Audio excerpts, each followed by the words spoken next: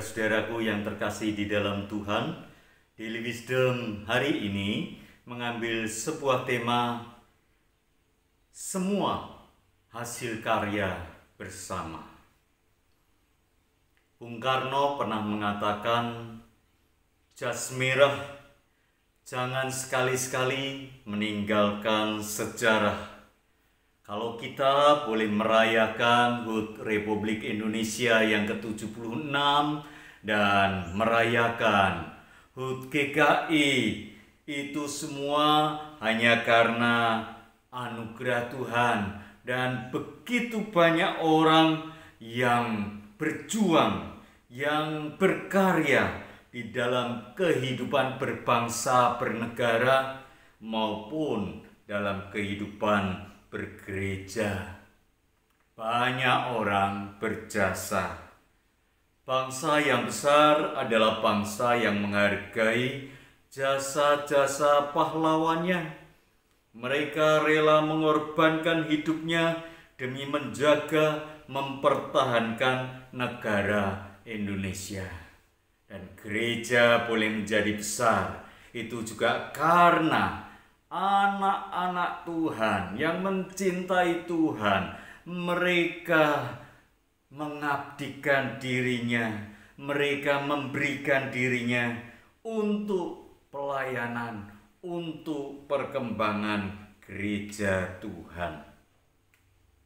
2 Samuel 23 ayat 8 hingga ayat yang ke-39 menyebutkan begitu banyak orang yang berjasa, yang menjadi pahlawan, yang mengabdikan diri demi Daud serta kerajaannya. Kekuatan kerajaan Daud terbentuk bukan hasil perjuangan dan usahanya sendiri, tapi berkat perjuangan banyak orang. Katakanlah di dalam 2 Samuel 23 ayat yang ke-8, dikatakan inilah nama para pahlawan yang mengiringi Daud, Isabel, orang Hakmoni, kepala Iriwira yang mengayunkan tombaknya melawan 800 orang yang tertikam mati dalam satu pertempuran. Juga ayat-ayat berikutnya sampai dengan ayat yang ke-39 disebutkan pahlawan-pahlawan yang sudah berjasa bagi Daud dan kerajaannya. Melalui 2 Samuel 23 ayat 8 hingga ayat yang ke-39 ini, Tuhan mengingatkan kepada kita bahwa kesuksesan itu adalah berkat Allah dan juga melalui banyak orang, hasil karya dan kerja orang-orang yang mendukung, yang ingin memuliakan nama Tuhan. Ada banyak pahlawan di sekitar kita yang Tuhan tempatkan bagi gereja Tuhan, bagi kehidupan kita, dan melalui berbagai proses